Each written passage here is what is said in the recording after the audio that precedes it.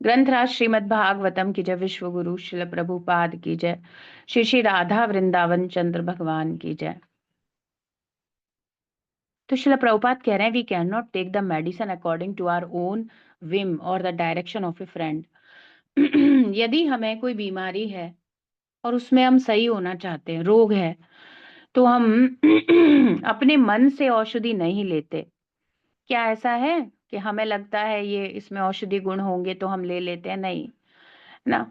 जब हम बीमार हैं तो हमें क्या करना होगा, है ना? अपने मन से या किसी ने बोल दिया ऐसे नहीं। तो भगवत गीता के बारे में ऐसे ही कोई भी बोल रहा है, कोई प्रामाणिक स्रोत नहीं है, वीडियो से बता रहा है कृष्ण ये कहते हैं, कोई श्लोका नंबर, कोई रेफरेंस नहीं है, कोई गुरु शिष्य परंपरा नहीं है, और अपने लव अफेयर्स या और चीजों के लिए वो कर रहा है। इसका कोई लॉजिक नहीं है।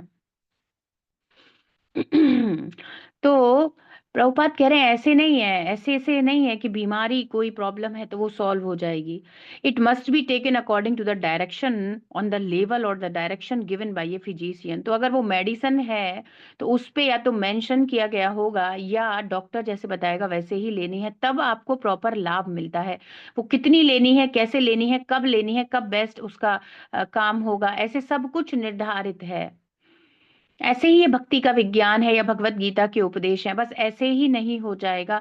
ऐसे ही करते रह रहे हैं। भारत में सबके घरों में भगवत गीता है लगभग लगभग, है ना? सब जानते हैं गीता की महिमा, और फिर भी फर्क नहीं, चेंज नहीं दिख रहा। योग करते हुए नहीं देखे जा रहे, भक्ति योग करते हुए। जो गीता का मेन उद्देश्य है कि भगवान के चरण कमलों में समर्पित हो जाए, भगवान का शरण ले ले, वो योग की प्रोसेस है। Similarly, Bhagavad Gita should be taken or accepted as it is directed by the speaker himself। और तो फिर श्री कृष्ण जैसे कह रहे हैं, भगवान ने जैसे कहा है वैसे भगवत गीता को स्वीकार करना है। उसमें जो जो गहराई भगवान बता रहे हैं, है ना, कि अहम सर्वस्य प्रभवो, फिर भगवान बता रहे हैं मेरी भक्ति करने कैसी है, वो भी देखना है। कंटिन्यूअसली चाहिए, सततम कीर्तयन्तो माम अनन्यास चिंतयन्तो माम, ऐसे चाहिए, ये सब रिक्वायरमेंट है। तब फिर भगवत गीता जैसे हमारे ऊपर एक्ट करेगी, फिर जैसे काम होगा और भक्ति योग में सब संलग्न हो सकेंगे, वो परिवर्तन हम देख सकेंगे, है ना? तो अपने मन से भगवत गीता का इंटरप्रिटेशन, या अपने किसी ने बस बोल दिया ऐसा बहुत है या बस इतना काफी है, तो ये सब का लॉजिक नहीं है। हम्म तो औषधि को फिजिशियन के द्वारा उसके डायरेक्शन में वैसे ही लेना होता है। अब प्रभुपाद क्या कह रहे हैं?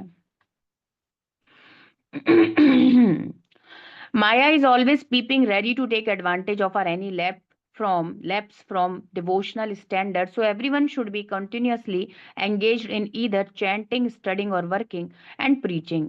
तो माया क्या करती है? अवसर ढूंढती है, और बहुत बारीक छोटे छोटे अवसर, जैसे जल है ना, छोटा सा भी कहीं छोटा सा भी छिद्र होगा, छोटा सा भी क्रैक होगा, उसमें से प्रविष्ट हो जाएगा। ऐसे ही माया की स्थिति है, वो हमेशा झांकती रहती है कब इसके रूटीन से, है ना, थोड़ा सा भी मुझे मौका मिले और ये थोड़ा सा भी लाइन से हटे और मैं आ जाती हूँ। अब आप देखो ये होता है, आप सब महसूस करते होंगे, किसी एक दिन आपने माला नहीं करी, दूसरे दिन भी वैसी ही फीलिंग आएगी कि चलो कोई बात नहीं, बाद में दिन भर में हो गई थी, सुबह उठ के करने की जरूरत ही क्या थी, हम थोड़ा ठंड बढ़ गई है या तबीयत ठीक नहीं है। अगर आपने स्ट्रगल नहीं किया, संघर्ष नहीं किया, संसार में लोग छोटी छोटी विद्यार्थी, है ना, या कोई रोगी, हर कोई जैसे जैसे जैसे जो उसे डायरेक्ट कर देगा बता देगा, है ना, जैसे टीचर डायरेक्ट कर देगा, जैसे डॉक्टर डायरेक्ट कर देगा, मनुष्य वैसे ही। आप, मैंने देखा है, आपने भी देखा होगा, हार्ट पेशेंट्स हैं तो कह दिया जाता है मॉर्निंग वॉक, तो अब उसका कुछ भी हो जाए, पर अगर थोड़ा गंभीर है और अपनी हार्ट की बाईपास सर्जरी नहीं चाहता तो वो वॉक पे जाएगा ही जाएगा, है ना? तो ऐसी स्थितियां हैं, तो ये समझ में आने वाली बात है, और जिसको समझ में आ जाता है, और अब अगर हम लोग प्रतिदिन समझ रहे हैं तो हमें क्या करना है? प्रभुपाद कह रहे हैं हमें एवरीवन, मतलब हर किसी के लिए प्रभुपाद का ये आदेश है कि उसको कंटिन्यूअसली एंगेज रहना है, इधर चैंटिंग, या तो भगवान के नाम उच्चारण, भगवान के श्रवण, है ना, स्टडिंग, या क्या करना है, अध्ययनरत रहना है शास्त्रों का, प्रभुपाद जी की पुस्तकों का, और वर्किंग या कृष्णा के लिए कुछ ना कुछ सेवा में संलग्न रहना है, अनप्रीचिंग। या अन्यों को भक्ति से जोड़ने का कार्य करना है। This full schedule will save you from engagement elsewhere. तो ऐसे प्रभुपाद ने एक के बाद एक कंटिन्यूअस हमें एंगेज रखने के लिए कि पूरे दिन में भी माया अटैक ना कर सके। अब आप सोचो, जिनकी भक्ति साधना में 24 घंटे का गैप आ जाता है, जो 24 घंटे में माला नहीं कर पा रहे, है ना, माया किस प्रकार से फंस गई है और किस प्रकार से उसको कुछ अपना ही अलग प्रीचिंग कर रही है। तो गैप नहीं आना चाहिए, इसके लिए यूनिटी चाहिए, इसके लिए एक एसोसिएशन चाहिए कि जहां गैप ना आए। अब हम हमेशा देखेंगे जहां भी थोड़ा सा आपने ना, अच्छा कोई बात नहीं, आज प्रसाद ऑफर नहीं है, मतलब आज प्रसादम नहीं है, चलो ऐसा भी फिर चलता है, और प्रणाम कर लेते हैं और मन से कर लेते हैं, बस हो गया। अब अगली बार के लिए वो स्थिति बार बार आपके मन में आएगी कि नहीं कोई बात नहीं, उस दिन भी तो मैंने ऐसे ही किया था, चल जाता है। और ये चलते चलते चलते अब जरूरी ही नहीं है, पता नहीं कितनी त्रुटियां होने लगे। तो किसी चीज को हैबिट में आने में ज्यादा समय नहीं लगता। ये कलयुग है तो गलत हैबिट तो बहुत जल्दी आती हैं। तो प्रभुपाद कह रहे हैं इसलिए अपने आप को कृष्णा कॉन्शियस एक्टिविटीज में एक के बाद एक, जैसे हमने मंगल आरती कंप्लीट करी, फिर हमने चैंटिंग कंप्लीट करी, फिर भागवतम अध्ययन, फिर उसके बाद कुकिंग भगवान के लिए, फिर सब कुछ भगवान को ऑफर करते हुए घर के कार्य हैं या जिनके बाहर के, जैसा भी जिसका कार्य है उसको करते रहना, फिर वापस से संध्या वंदन इत्यादि भगवान की सेवा करना, और फिर उसके बाद वापस से गीता अध्ययन, है ना। फिर अगले दिन सुबह उठने के लिए माला करने के लिए अपने आप को उसी प्रकार से माइंड को मेकअप करके। अब इस सब में यदि बीच में कहीं डिस्टरबेंस होता है तो माया बहुत बड़ा गैप और लैप्स क्रिएट कर देगी और वो आ जाएगी, और वो आ जाती है। इसीलिए कई बार ट्रैक से हटने पर, ट्रैक में आने पर ही लोगों को महीने लगना कोई नॉर्मल बात नहीं है कि हम नहीं उठ पा रहे, पहले उठ जाते थे। ऐसे कितने डिवोटीज हैं जो पहले 3, साढ़े 3, 4 बजे उठ रहे थे, और अब वो लोग 7 बजे, है ना, 7, 8, और उसके बाद पता ही नहीं है कि माला हो रही है, नहीं माला छोड़े हुए महीने हो गए, माला ही एक माला भी नहीं हो रही है। 16 करने वाले कंटिन्यूअस जो, है ना, डिवोटीज हैं जो 16 एवरी डे कर रहे हैं, अब वो एक भी नहीं कर रहे हैं या एक भी बड़े मुश्किल से कर रहे हैं। क्या हुआ, ऐसा क्या हुआ कि वो कैसे वो सारा टाइम, अब जो पहले निकल रहा था 2 घंटे, अब देखो सर्दियां आएंगी, ऐसे थोड़ा होगा, तो जो 2 घंटे सुबह 3, 4 घंटे हम लोग निकाल रहे थे जपा और भागवतम क्लास और मंगल आरती सब मिल करके, वो कम होने का अर्थ है उतनी जगह पर माया आ गई ना भाई। सोई तो रहे हो उस समय पर, निद्रा में हो ना, तो आप निद्रा में हो तो उस जगह पर माया आ गई ना, आ गई ना।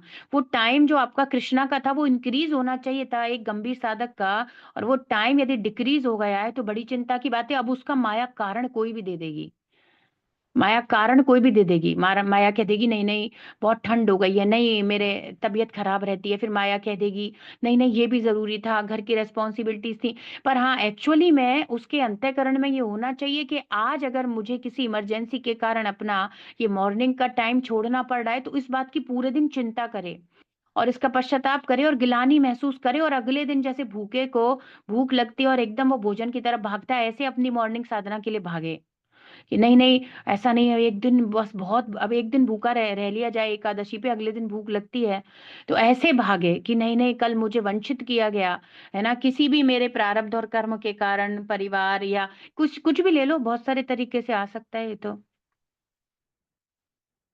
अब जब घोषणा ही यही है कि कृष्ण के अलावा अन्य सब चीजें माया की स्थितियां परिस्थितियां हैं, फिर है ही क्या। अब किसी भी कार्य में लगे हों, अब ये नहीं है कि कार्य जरूरी नहीं होते, कार्य जरूरी भी होते हैं, कभी कभी इमरजेंसीज भी होती हैं, पर उस सब में भी आपने कैसे अपने आप को सेटल डाउन किया, आपकी चेतना क्या है, आपकी कॉन्शियसनेस में क्या चल रहा है।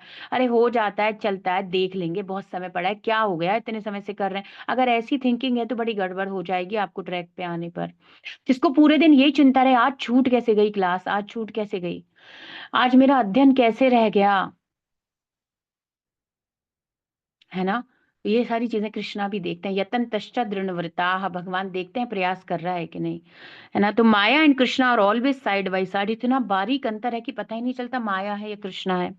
इधर वन इज सर्विंग कृष्णा और ही इज सर्विंग माया, इतना क्लोज चलेगा ना, इतना क्लोज है ना, बड़ा ही क्लोज है। क्लास में पॉइंट्स से अंतर होता है, जैसे मानो 96 96 दोनों की 96 है ओवरऑल, पर उसको गोल्ड मेडल उसको मिल रहा है जिसको क्या है 96.7 है, और एक की 96.1 है। अंतर हो गया, इतने बारीक अंतर हैं, बिल्कुल छिद्र के जैसे। इन्हीं से माया प्रवेश कर जाती है। तो प्रभुपाद कह रहे हैं जरा सा भी हम अपने भक्ति में स्तर से नीचे हटे, तुरंत माया झपटने के लिए तैयार रहती है। आचार्यों ने भी, सभी आचार्यों ने भी यही कहा है, प्रभुपाद भी यही बता रहे हैं, और यही वास्तविकता है। तो हमें बहुत केयरफुल रहना चाहिए, केयरलेस कभी नहीं होना चाहिए। और जो चीज जितनी महत्वपूर्ण है उसके लिए हम केयरलेस तो हो नहीं सकते।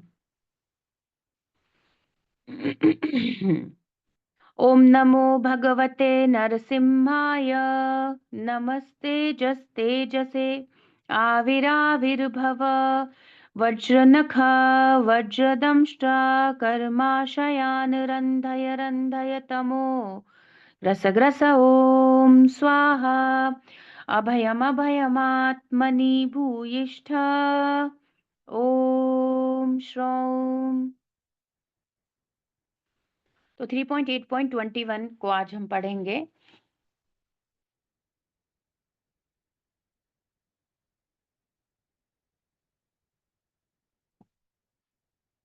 चलिए, तो मैत्रेय ऋषि कह रहे हैं फिर क्या हुआ जब ब्रह्मा जी ने सब कुछ देख लिया, और वो ये भी देखने लगे कैसे भ्रम उत्पन्न हो रहा है, कुछ भय उत्पन्न हो रहा है, लेकिन समझ में कुछ नहीं आ रहा है। तो उन्होंने क्या किया, ततो निवृत्तो प्रतिलब्ध कामः स्वधिष्ण्यमासाद्य पुनः सदेवः, शनैर्जितः श्वास निवृत्त चित्तो न्यषीददारूढ़ समाधि योगः। अब उन्होंने क्या किया, समाधि योग को स्वीकार कर लिया। शब्दार्थ अनुवाद तात्पर्य विश्व गुरु शिल प्रभुपाद जी के द्वारा, शिल प्रभुपाद की जय। तो कह रहे हैं तथा निवृत्त अप्रतिलब्ध कामः। तो कह रहे हैं उसके बाद ये सब प्रयास कर लिए उन्होंने, बाहर के सारे एक्टिविटीज कर लिए, है ना, निवृत्त, और उन सारे प्रयासों से अब उन्होंने देखा कि सफल नहीं हो रहे, उन सारे प्रयासों से विरत हो गए, ऊपर उठ गए। अप्रतिलब्ध कामः, और वांछित लक्ष्य को प्राप्त नहीं कर सके, जो चाहते थे, जानना चाहते थे, कहा मैं कौन हूं, ये कमल का पुष्प का क्या स्थिति है। स्वधिष्णयम, फिर उन्होंने अपने आसन पर विराजमान हो गए। आसाध्य, आसन पर पहुंच गए, मतलब कमल पर वापस आ गए। पुनः सदेव, उन ब्रह्मा जी ने शनई, धीरे धीरे क्या किया, अविलंब, है ना, प्रभुपाद कह रहे हैं जितना श्वास, अपनी श्वास को नियंत्रित किया, और निवृत्त चित्त, और अपनी बुद्धि को अन्य सारे कारणों से हटा दिया। बाहर जा रही थी ना वो ढूंढने के लिए कौन है, वो समझ गए कि कोई ऐसी बात है जिसे मैं बाहर प्राप्त नहीं कर सकता, और निशीदत, बैठ गए और आरूढ़ हो गए किसमें, समाधि योग, और ध्यान करने लगे। अब ये एक बहुत सुंदर बात है कि वे ये भी नहीं जानते किसका ध्यान करना है, इस बात को लेकर के प्रभुपाद परपोर्ट में बहुत अच्छे से बताएंगे। लेकिन उन्होंने क्या किया है, sense gratification, basically he was not doing sense gratification, but actually the senses are going outside, उनको उन्होंने खींच लिया, अपनी इंद्रियों को उन्होंने बाहर नहीं जाने दिया।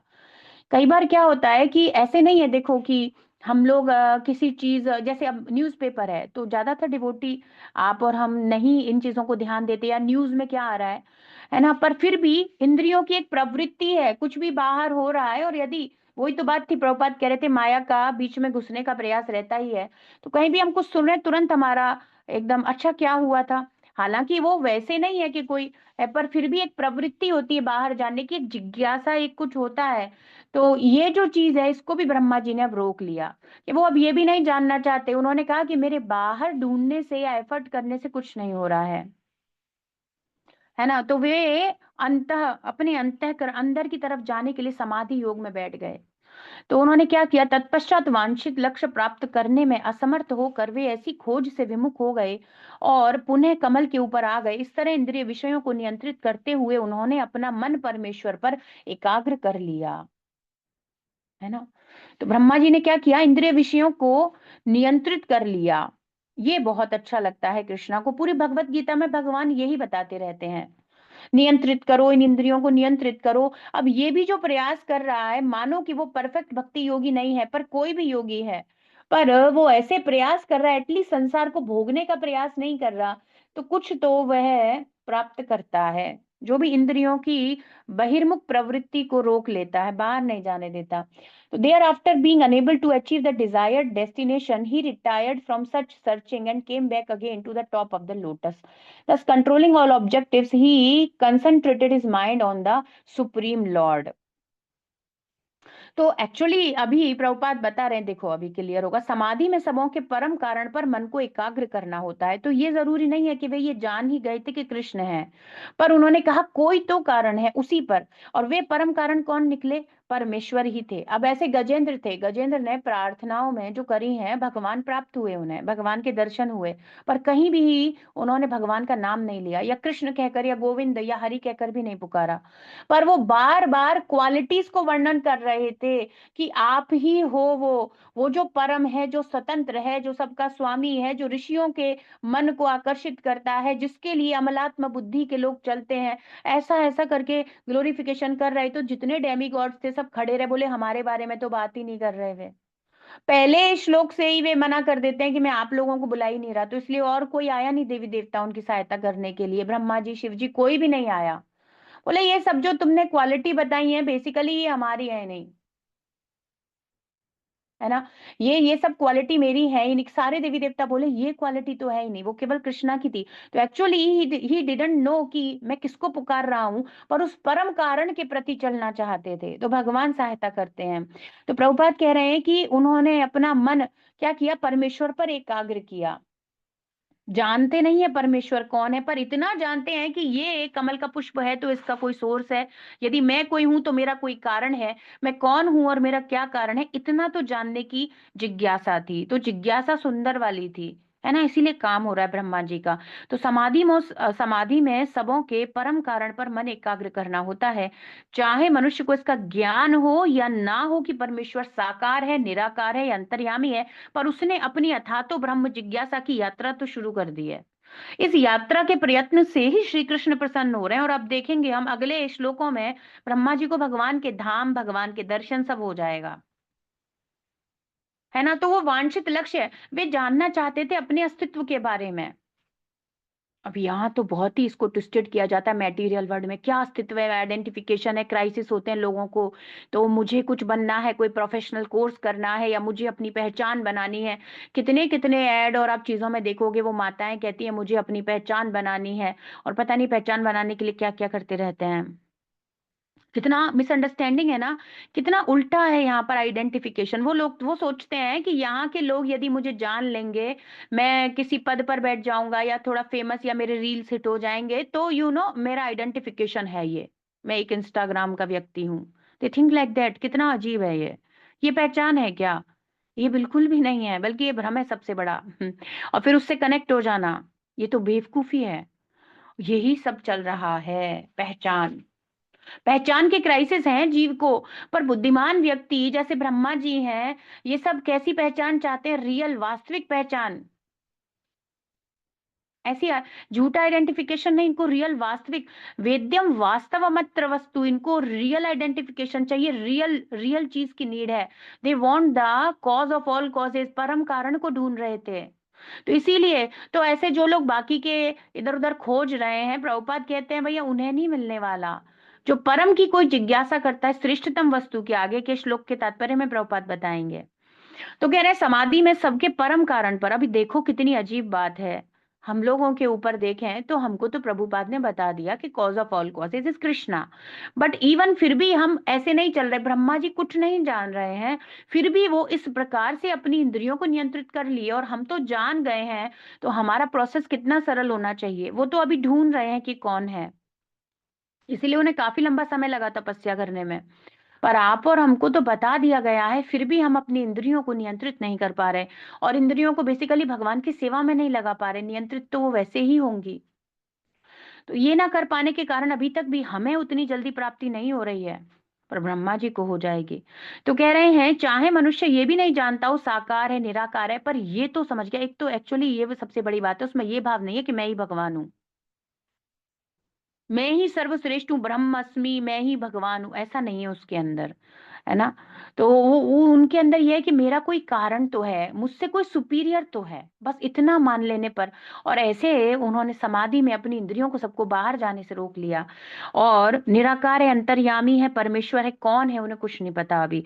तो ब्रह्म में मन की एकाग्रता निश्चित ही एक प्रकार से भक्ति है, इवन ब्रह्म में भी। तो एक्चुअली वो श्लोका देखो, बदंती तत्तत्वविदस् तत्वम, तत्व के प्रति जिज्ञासा रखने वाले तीन प्रकार से परम सत्य को देख सकते हैं। ब्रह्म, परमात्मेति, भगवान। तो भगवान इज द अल्टीमेट डेस्टिनेशन, ये तो परफेक्शन, एब्सोल्यूटनेस है।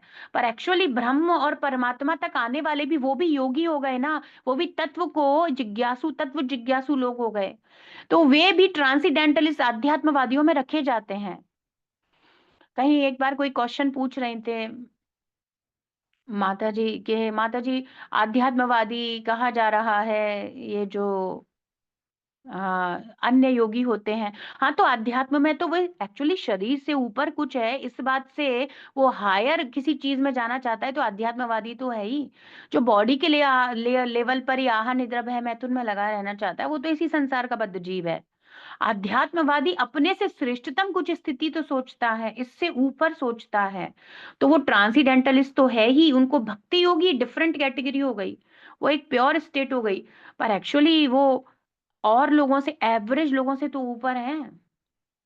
एवरेज क्या, बहुत बहुत सारे तरीकों से ऊपर हैं आध्यात्मवादी, चाहे वो ब्रह्मवादी ही क्यों ना हो। पर एक सामान्य कर्मी या बद्ध जीव या दुष्कृति, इस प्रकार के लोगों से तो बहुत ऊंचा है वो।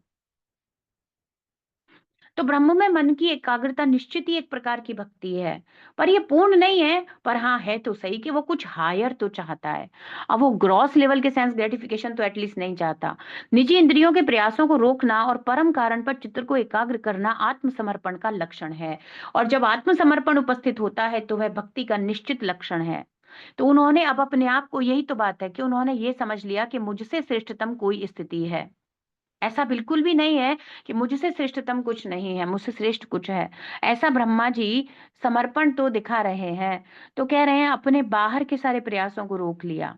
तो हमने बात की थी 10.9 में, मत चित्ता मदगत प्राणा। तो बाह्य और अंतः दोनों को जो भक्त होता है, भजन्ते बुद्धा भाव समन्विता इति मत्वा भजन्ते, वो क्या करता है, अंदर और बाहर दोनों को रोक लेता है। रोक लेता है इन द सेंस, ऐसे रोकता नहीं है, कृष्ण में लगा देता है।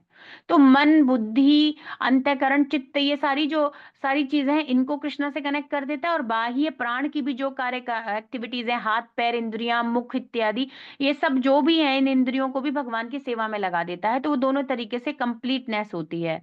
अब ब्रह्मा जी ने क्या किया है, बाहर का तो सब रोक ही दिया और अंतःकरण में वे परम चित्त पर, परम कारण पर चित्त को एकाग्र कर रहे हैं।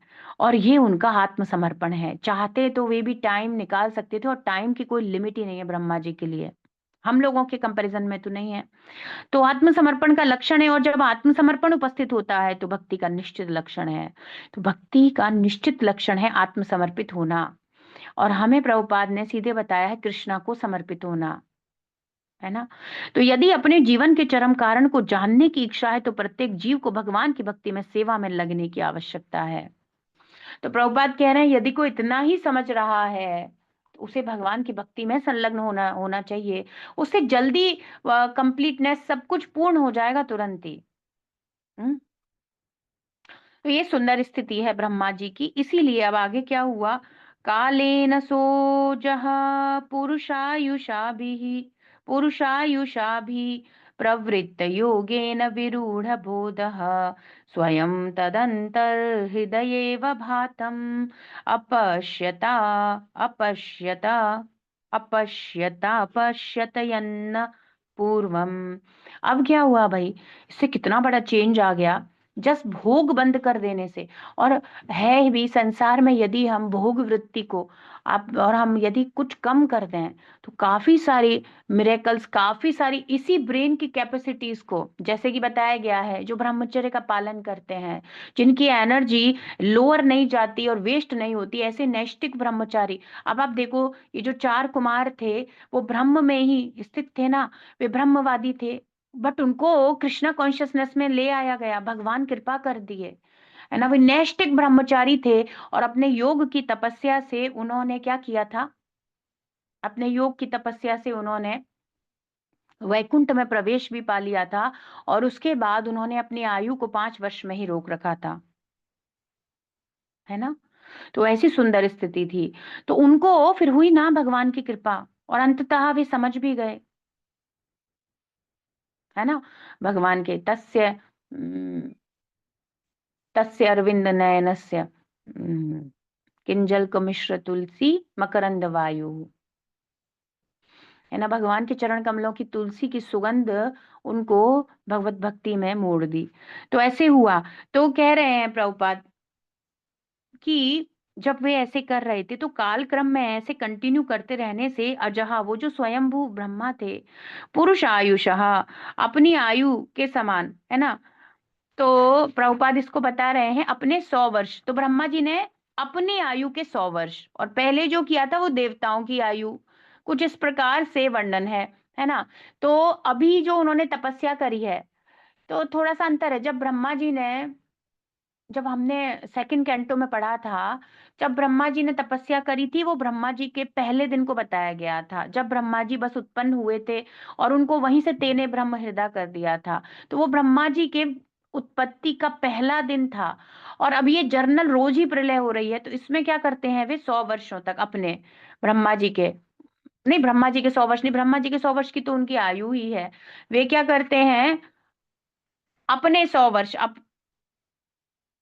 अपने 100 वर्ष, 100 वर्ष अपने, इन द सेंस अपने, इनके नहीं है, 100 ईयर्स। ब्रह्मा जी के 100 ईयर्स नहीं है ये, नहीं है, या आगे देखते हैं आगे क्या बताएंगे। तो वहां पर उन्होंने 1000 दिव्य वर्षों तक करी थी, और यहाँ पर उन्होंने 100 दिव्य वर्षों तक, ऐसे है, ऐसे समझना, ऐसे ही होना चाहिए। थोड़ा टाइम का गैप है, क्योंकि वो सेकंड कैंटो में जब सुखदेव गोस्वामी बात बता रहे हैं, तो वो ब्रह्मा जी के पहले दिन को बता रहे हैं, और अब जब यहाँ मैत्री ऋषि बता रहे हैं, तो डेली रूटीन में ब्रह्मा जी के जब ये प्रलय होती है, तब प्रतिदिन वे सुबह तपस्या करते हैं, है ना। फिर उसके बाद उन्हें क्रिएशन करने का पावर मिलता है। तो प्रभुपाद कह रहे हैं कि काल क्रम में वो जो ब्रह्मा जी हैं, उन्होंने क्या किया, अभी प्रवृत्त योगेन, ध्यान में लगे रहकर, और लगभग दिव्य 100 वर्षों तक उन्होंने ध्यान किया, विरूढ़ और बुद्धि को विकसित कर लिया। कैसी हो गई बुद्धि, बोध हो गया उन्हें, मतलब बुद्धि उनकी एडवांस कर गई, और क्या हुआ, स्वयं तत् अंत हृदय, अपने ही हृदय में उनको क्या हो गया, अब भातम, भगवान प्रकट हो गए। अपश्यत, उन्होंने देख लिया भगवान को, यत ना पूर्वम अपश्यत, जिनको वह पहले नहीं देख पाए थे अपने बाहर के प्रयासों से, पर जब उन्होंने समाधि में स्वीकार कर लिया जाना, और वे समाधि करते रहे, और समाधि में रह करके प्रयास करते रहे, योग करते रहे, और प्रभुपाद कह रहे हैं एक प्रकार से भक्ति योग ही किया उन्होंने, है ना। तो इस प्रकार से आत्मसमर्पण करके वे भक्ति योग करते रहे, तो उनको अपने अंतःकरण में ही भगवान के दर्शन, और क्या क्या सुंदर दर्शन होंगे ब्रह्मा जी को, आगे के श्लोकों में बताया जाएगा। तो अपने 100 वर्षों के बाद जब ब्रह्मा जी का ध्यान पूरा हुआ, तो उन्होंने वांछित ज्ञान विकसित किया, जिसके फलस्वरूप वे अपने ही भीतर अपने हृदय में परम पुरुष को देख सके, जिन्हें वे इसके पूर्व महानतम प्रयास करने पर भी नहीं देख सके थे। तो बाद में सक्सेस मिल गई जब उन्होंने अंतःकरण की यात्रा शुरू करी। तो भगवान को भक्ति योग के द्वारा ही अनुभव किया जा सकता है। प्रभुपाद कह रहे हैं एट द एंड ऑफ ब्रह्मा's 100 years when his meditation was complete, he developed the required knowledge, and as a result he could see in his heart the supreme within himself, whom he could not see before with the greatest endeavor, जिसको वो पहले नहीं देख पाए थे बहुत भरसक प्रयास करने पर भी। और फिर जब उन्होंने समाधि में जाना स्वीकार किया, तो वे भगवान को आसानी से देख सके। तो प्रभुपाद कह रहे हैं भक्ति जब तक नहीं होगी, और ये ब्रह्मा जी का समर्पण था, ये भक्ति का जो एक प्रकार था, इससे क्या हुआ, उनको हेल्प हो गई मानसिक चिंतन के निजी प्रयास द्वारा कभी भी। तो आज हम भगवत गीता के कोट में भी यही पढ़ रहे थे कि भगवत गीता यदि किसी चीज की औषधि है, तो उसको डायरेक्शन के अनुसार ही लेना होगा। तो कृष्णा ने कहा है भक्त्या माम अभिजानाति, कल भी प्रभुपाद बता रहे थे। है ना? और प्रभुपाद बता रहे हैं कि भक्ति योग के द्वारा उन्हें अनुभव हो गया। तो ये एक दिव्य प्रोसेस है। अब देखिए आयु, ब्रह्मा जी की आयु की गणना दिव्य वर्षों के रूप में की जाती है, जो मनुष्य के सौर वर्षों से अलग होते हैं। दिव्य वर्षों की गणना भगवत गीता में बताई गई है। सहस्त्र युग पर्यंतम अहर्यत ब्रह्मणो विदुहु। ब्रह्मा जी का एक दिन चतुर्युगों के योग के 1000 गुना के तुल्य होता है। इस आधार पर ब्रह्मा 100 वर्षों तक ध्यान करते रहे। इस आधार पर तो ये दिव्य युग की गणना कैसे कैसे की जा रही है? मनुष्य के 100 वर्ष। तो यहाँ पर वो ऊपर लिख दिया अपने 100 वर्ष, मतलब हम लोगों से रिलेटेड जो 100 वर्ष हैं वो ब्रह्मा जी के उतना उनका वो रहा। प्रभुपाद जी ये बता रहे हैं इस आधार पर ब्रह्मा 100 वर्षों तक, 100 वर्ष ब्रह्मा जी के जीवन के नहीं थे, वो 100 वर्ष हम लोगों के जीवन के थे। दिव्य वर्ष अगर 100 वर्ष की बात की जाएगी तो ब्रह्मा जी के 100 वर्ष में तो उनकी पूरी आयु ही कंप्लीट हो जाएगी। इसको प्रभुपाद यहाँ नीचे क्लियर कर रहे हैं, वो उस प्रकार से श्लोक में लिखा हुआ है और फिर प्रभुपाद उसका एक्सप्लेनेशन नीचे दे रहे हैं। पूर्व पूर्व इसके कि वे समस्त कारणों के कारण को समझ पाए और तब उन्होंने ब्रह्म संहिता लिखी, जिसका श्री चैतन्य महाप्रभु द्वारा इस तथ्य का अनुमोदन किया गया है कि इस तथ्य की मान्यता है कि इसमें ब्रह्मा ने लिखा है गोविंदम आदि पुरुषम। तो ये प्रभुपाद ने हमें पहले भी बताया था कि जब उन्होंने दर्शन किए थे तो उन्होंने गौलोक के दर्शन किए थे, वैकुंठ से ऊपर भी गौलोक के भी दर्शन किए थे उसको, क्योंकि वो लिख रहे हैं गोविंदम आदि पुरुषम तमहम भजामि, और गौलोक का सारा वर्णन दे रहे हैं वेणुम कुणंतम अरविंद दलायताक्षम। इसके बाद ही उन्होंने ये ब्रह्म संहिता की प्रेयर्स ऑफर करी थी भगवान को। तो भगवान ने उनको गौलोक का भी दर्शन दिया है ना? तो इसमें ब्रह्मा जी ने लिखा है गोविंदम आदि पुरुषम, है ना? इसके पूर्व कि मनुष्य भगवान की सेवा कर पाए या उन्हें यथारूप जान पाए, उसे भगवान की कृपा की प्रतीक्षा करनी होती है। तो ब्रह्मा जी ने क्या चुना? अच्छा, कई बार हमें ये नहीं पता होता कि क्या लक्ष्य है, पर फिर भी आपने देखा है जीवन में कहीं ना कहीं यदि कोई अच्छे कार्य या अच्छे मार्ग पे चला, जिसने गलत चीजों को स्वीकार नहीं किया, अंततः उसके बड़े अच्छे चांस रहते हैं। ऐसे लोगों को स्वीकृति कहा जाता है ना? ऐसे लोग पुण्यवान, एक्चुअली जो भगवान कह रहे हैं 4 प्रकार के पुण्यवान लोग हैं जो मेरी शरण में आ जाते हैं। तो जिसने ऐसे छल कपट और गंदा जीवन नहीं जिया है, मानो ये नहीं पता था भक्ति में जीवन कैसा है, फिर भी उस पर कहीं ना कहीं कृपा हो सकती है भगवान की, और होती ही होगी। तो ऐसे नहीं पता था कि क्या है, पर उन्होंने अपने आप को भोग से अलग कर लिया और समर्पण कर लिया, है ना? इससे भगवान प्रसन्न हो गए, इस तपस्या से भगवान प्रसन्न हो गए। तो कई बार जो भी अच्छे मार्ग पे चलते हैं उनके लिए, और भगवान गीता में कह भी रहे थे जो अच्छे मार्ग पे चलता है उसके साथ गलत नहीं होगा, है ना? तो ये सारी स्थितियां भी हैं। तो प्रभुपाद कह रहे हैं कि उन्हें क्या करना चाहिए? मनुष्य को भगवान की कृपा की प्रतीक्षा करनी चाहिए और भगवान की सेवा करनी चाहिए। और वो किस किस उद्देश्य से करनी चाहिए? कि वह भगवान को जान पाए, अपने संबंध को जान पाए। इसीलिए कम से कम धर्म के मार्ग को जो थोड़ा बहुत भी जानते हैं उसको फॉलो करने की कोशिश तो करनी चाहिए। इसीलिए वर्णाश्रम व्यवस्था बनाई गई। वर्णाश्रम व्यवस्था कोई भक्ति का थोड़ी काम है, भक्ति का काम तो केवल कृष्ण है, मतलब केवल कृष्ण की सेवा है, पर वर्णाश्रम में तो और भी कर्तव्य हैं।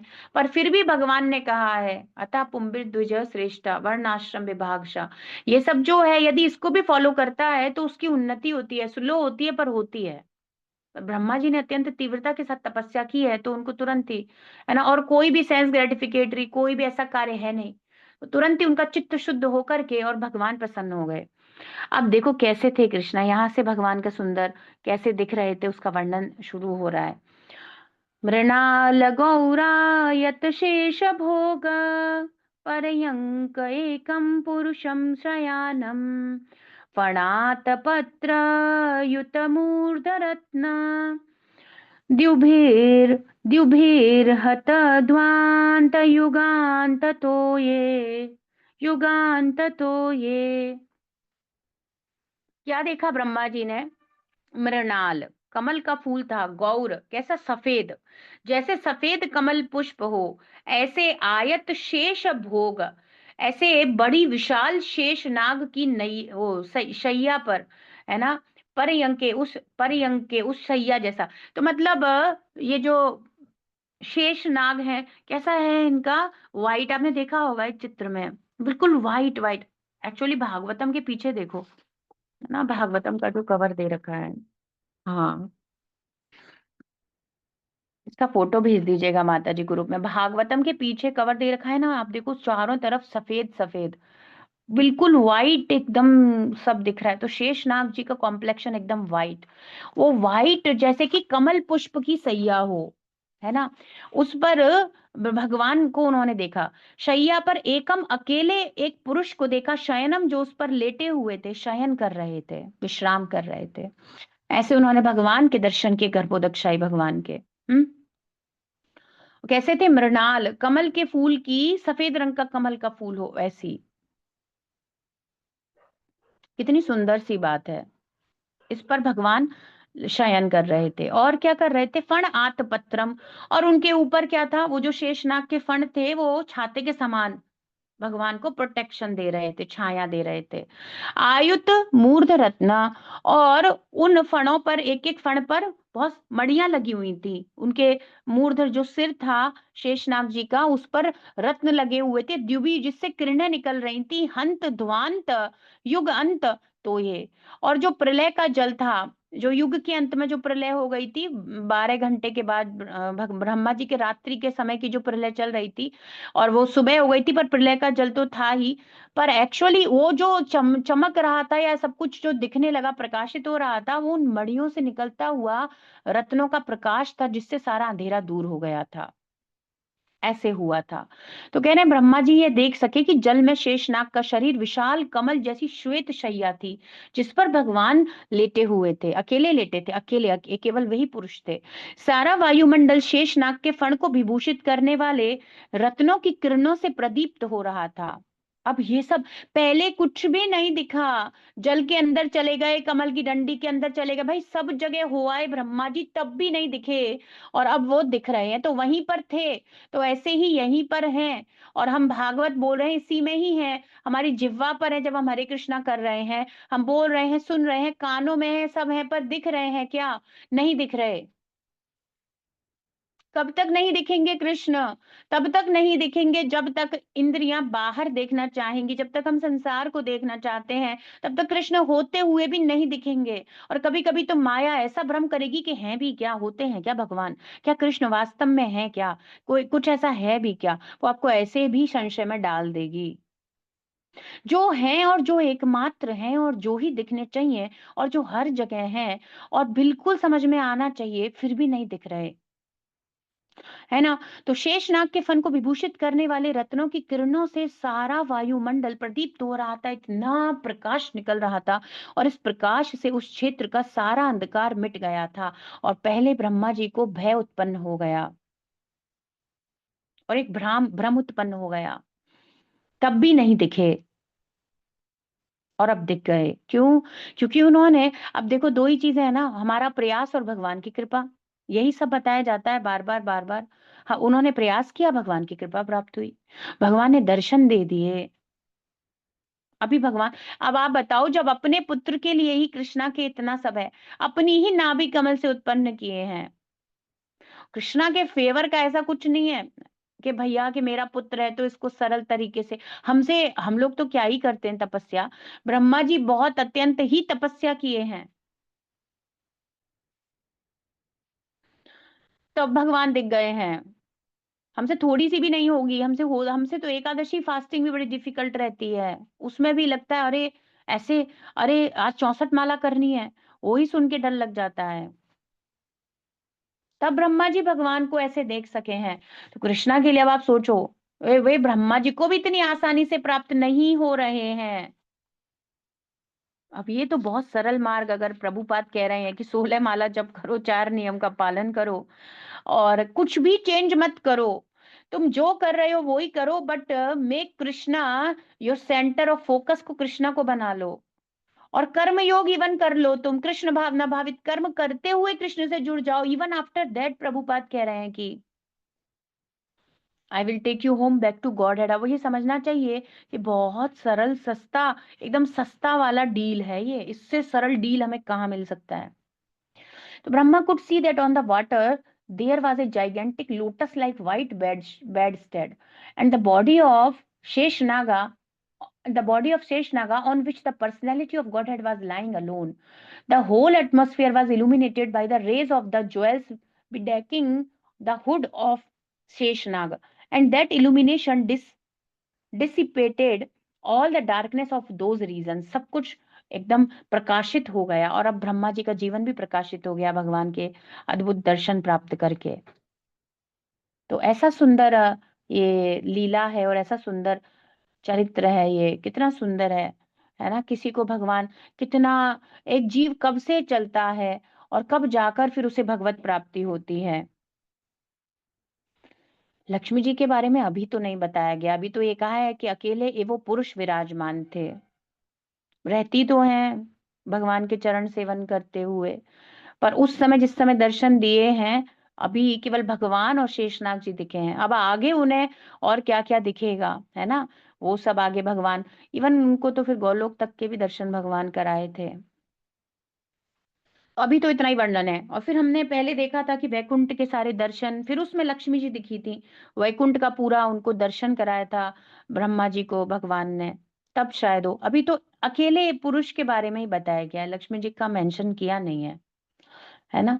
तो ऐसे है, तो अभी तो भगवान ने अपने दर्शन दिए हैं, और शेषनाग की शैया पर अपना भव्य, क्या सुंदर होगा, है ना?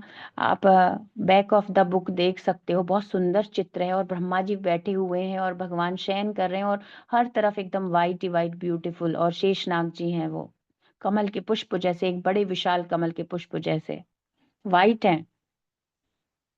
तो ग्रंथराज श्रीमद् भागवतम की जय, विश्व गुरु श्रील प्रभुपाद की जय, श्री श्री राधा वृंदावन चंद्र भगवान की जय। पिताय गौर प्रेमानंदे, हरि हरि बोल। हरे कृष्णा, सभी को प्रणाम।